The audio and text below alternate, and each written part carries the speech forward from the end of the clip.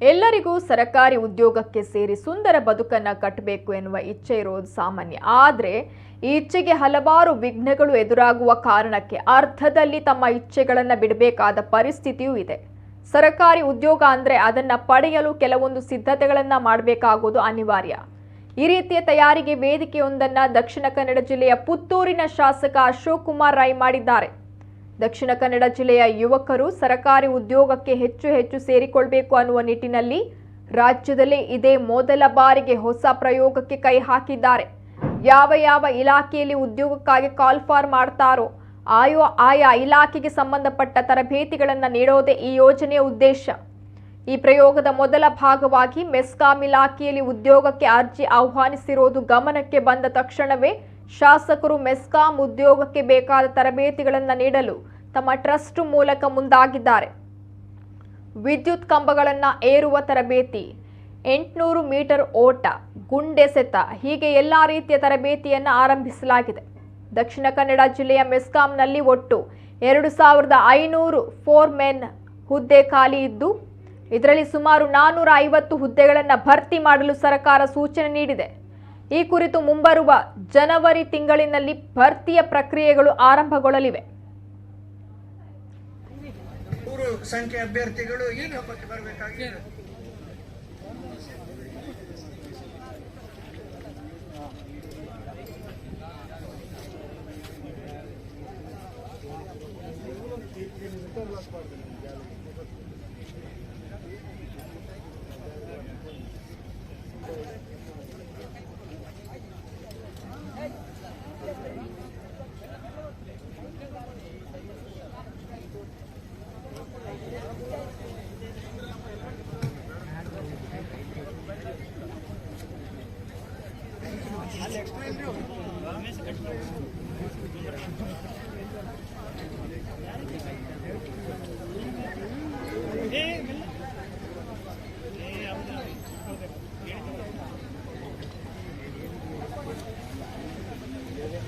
Timing ಇದೆ. ಅಂದರೆ ಅವರು ಬಂಚಲ್ಲಿ ಬಿಡ್ತಾರೆ, ಒಬ್ಬನೇ ಬಿಡುವುದು. ಒಂದು 40 ಜನ 25 ಜನ ಬಂಚ್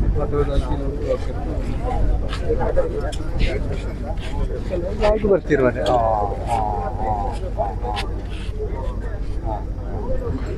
ಅದೇ ಪಗಾರಿದ್ರು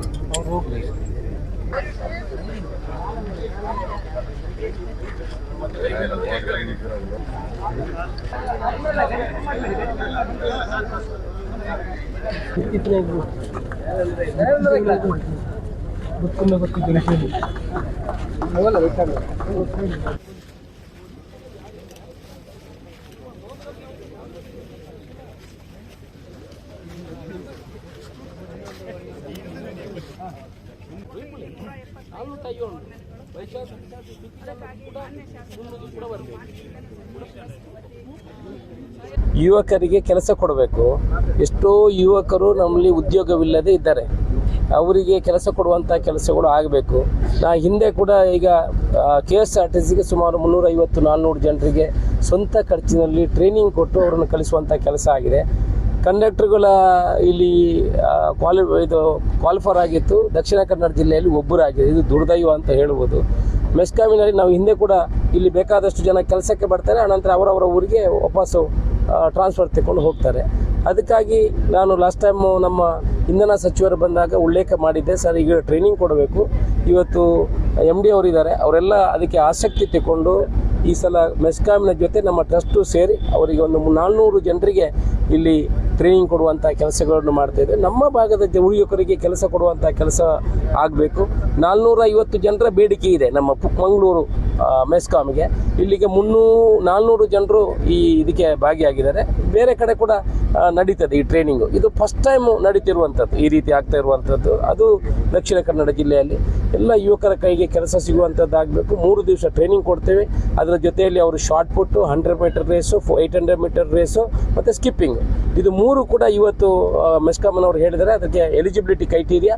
ಅದನ್ನು ಕೂಡ ನಮ್ಮ ದಯಾನಂದ ರೈ ಕೊಮ್ಮಂಡ ಅವರು ಸಮಾಜ ಸೇವೆ ಮಾಡೋರು, ಅವರು ಕೂಡ ವಹಿಸ್ಕೊಂಡಿದ್ದಾರೆ. ಅವರ ಮುಖಾಂತರ ಅದನ್ನು ಕೂಡ ಟ್ರೈನಿಂಗ್ ಕೊಡುವಂಥ ಕೆಲಸವನ್ನು ಮಾಡ್ತೇವೆ. ಒಟ್ಟಿನಲ್ಲಿ ನಮ್ಮ ಭಾಗದ ಯುವಕರಿಗೆ ಕೆಲಸ ಕೊಡುವಂತಹ ಕೆಲಸಕ್ಕೆ ನಾವು ಪ್ರಯತ್ನಕ್ಕೆ ಕೈ ಹಾಕಿದ್ದೀವಿ. ಮೆಸ್ಕಾಮು, ಪೊಲೀಸು, ಆನಂತರ KSRTC ಇಂಥ ಸರ್ಕಾರಿ ಉದ್ಯೋಗಗಳನ್ನು ನಾವು ನಮ್ಮವರಿಗೆ ಕೊಡುವಂಥ ಕೆಲಸವನ್ನು ಆಗಬೇಕು. ಆ ನಿಟ್ಟಿನಲ್ಲಿ ಈ ಕೆಲಸ ಮಾಡಿ ಅತ್ಯಂತ ಸಂತೋಷ ಆಗಿದೆ.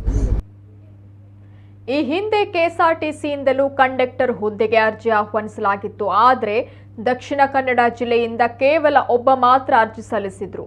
ಇದೇ ವ್ಯವಸ್ಥೆ ಎಲ್ಲ ಇಲಾಖೆಗಳಲ್ಲಿದ್ದು ಬೇರೆ ಜಿಲ್ಲೆಗಳಿಂದ ಯುವಕರು ಇಲ್ಲಿ ಬಂದು ಉದ್ಯೋಗಕ್ಕೆ ಸೇರಿಕೊಳ್ತಾರೆ. ಉದ್ಯೋಗ ದೊರೆತ ಕೆಲವೇ ತಿಂಗಳಿನಲ್ಲಿ ತಮ್ಮ ಊರಿಗೆ ವರ್ಗಾವಣೆ ಪಡೆದು ತೆರಳುತ್ತಾರೆ. ಇದರಿಂದಾಗಿ ಜಿಲ್ಲೆಯ ಎಲ್ಲ ಸರ್ಕಾರಿ ಇಲಾಖೆಗಳಲ್ಲಿ ಸಿಬ್ಬಂದಿಯ ಕೊರತೆ ಕಾಡ್ತಾ ಇದ್ದು, ಇದಕ್ಕಾಗಿ ಜಿಲ್ಲೆಯ ಯುವಕರನ್ನೇ ಸರ್ಕಾರಿ ಹುದ್ದೆಗೆ ಸೇರಿಸಿಕೊಳ್ಬೇಕು ಎನ್ನುವ ಶಾಸಕರ ಪ್ರಯತ್ನಕ್ಕೆ ಯುವಕರು ಸಾಥ್ ಕೊಟ್ಟಿದ್ದಾರೆ. ತುಂಬ ಚೆಂದಾಗಿ ಆಗ್ತದೆ. ಇಲ್ಲ ಮಾಡಲಿಲ್ಲ, ಫಸ್ಟ್ ಟೈಮ್ ಟ್ರೈ ಮಾಡೋದು. ಶಾಸಕರಿಗೆ ಧನ್ಯವಾದ ಇದು ಮಾಡಿದ್ದಕ್ಕೆ. ಅದೇ ನಮಗೆ ಕೆಲಸ ಗೊತ್ತುಂಟು, ಅಂದರೆ ಅಲ್ಲಿ ಹೋಗುವ ನಾನು ರೂಲ್ಸ್ ಆಗ್ತದೆ. ಈ ಥರ ಮಾಡಿದರೆ ನಮಗೆ ಒಂದು ಅನುಕೂಲ ಆಗ್ತದೆ ಅಂತ ಅನುಭವ ಆಗ್ತದೆ. ಯುವಕರಿಗೆ ತರಬೇತಿಗೆ ಬೇಕಾದ ಎಲ್ಲ ಪರಿಕರಗಳು, ತರಬೇತುದಾರರನ್ನು ಶಾಸಕರೇ ತಮ್ಮ ಸ್ವಂತ ಖರ್ಚಿನಲ್ಲಿ ನಿರ್ವಹಿಸಿದ್ದು, ಈ ಪ್ರಯತ್ನ ಯಾವ ಫಲ ನೀಡುತ್ತೆ ಅನ್ನೋದನ್ನ ಕಾದು ನೋಡಬೇಕಾಗಿದೆ.